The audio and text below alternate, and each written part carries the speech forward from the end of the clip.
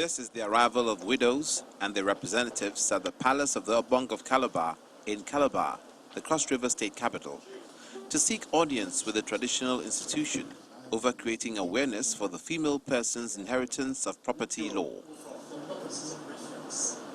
They seek implementation of the law to help the parties for whom it was created. The Obong of Calabar concurs. Members of this council are leaders in communities, towns, and everywhere surrounding the Ife Kingdom.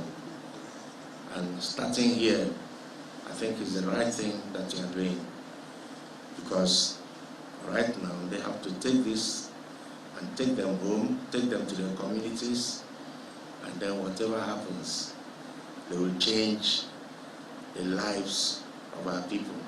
After the meeting, for the leader of Widows Organization in Calabar South, the awareness will be useful in exerting the necessary influence for the law to see the light of day.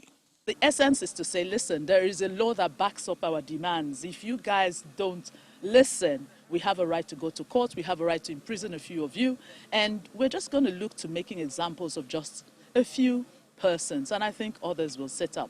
The problem with Nigeria is about implementation. We have too many laws that nobody's implementing, and we want to begin to enforce that. Gloria Sukwa, who was bereaved of her husband, shares the ordeal she had concerning his family over his burial and his pension. My husband, people decided to ask me to drop my husband's corpse in the hospital till I receive the pension money and give to them. So because of that, I asked my son not to go to the pension office any longer. This is 16 years. I never received my husband's pension money in police hand. With the ongoing awareness campaign of the female person's inheritance of property law across the 18 local governments of Cross River State, it's hoped it will help make its implementation a reality. Joining us from Calabar, the Cross River State capital, is Ima Nsa Adegoke. It's a pleasure to have you join us on News Across Nigeria. Thank you. Can you begin by telling us more about the female person's inheritance of property law?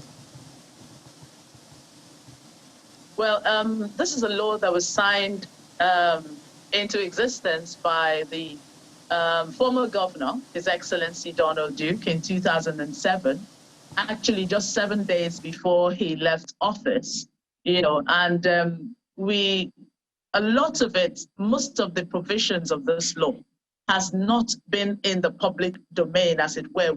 Many people were not aware of it.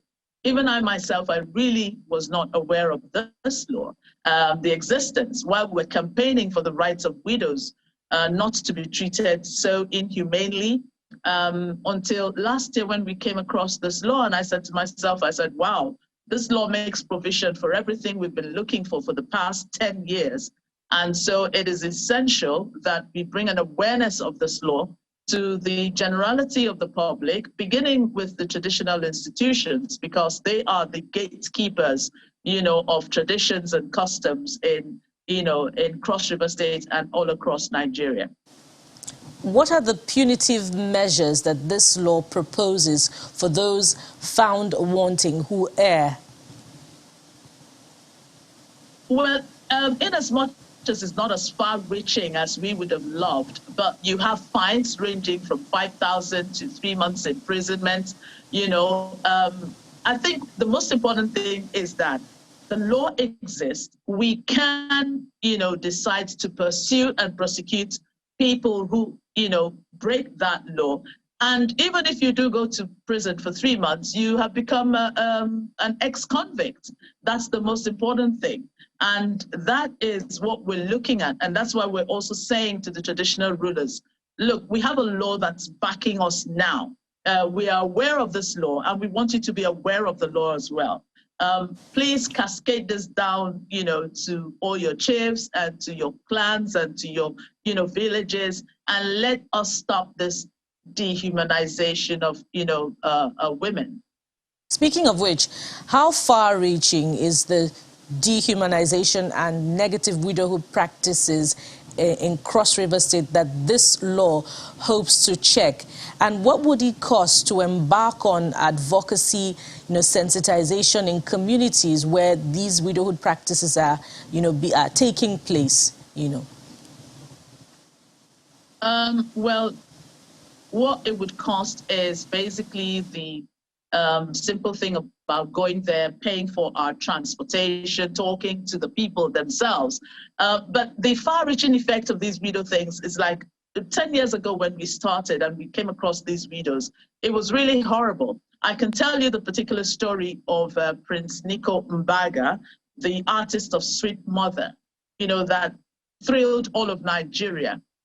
I came across his mother in Ikom local government area. This woman was living in abject poverty, and to think that her son had made so much from, the royalties, he had a hotel, she had been thrown out of it by his brothers, the woman's, in-laws when he died. I mean, this woman is still alive, but she's living in abject poverty. That was one of the things that actually, got our hearts, so motivated to look at all this stuff. It's actually far-reaching, especially in the central and northern parts of Cross River State. It's really terrible what these women go through. Their nails are clipped, they're scrubbed. Sometimes they're told to drink water from, water used to wash their dead bodies, the dead bodies of their husbands. It's really horrible. And you don't even want to go into all the nitty-gritty of this stuff. But we're glad now that we do have something that backs us. And advocacy is something we're looking at. We're working with lawyers. We're also looking to get a lot of law chambers in the different senatorial districts so that they can at least take up one or two of these cases. We need to make scapegoats so that.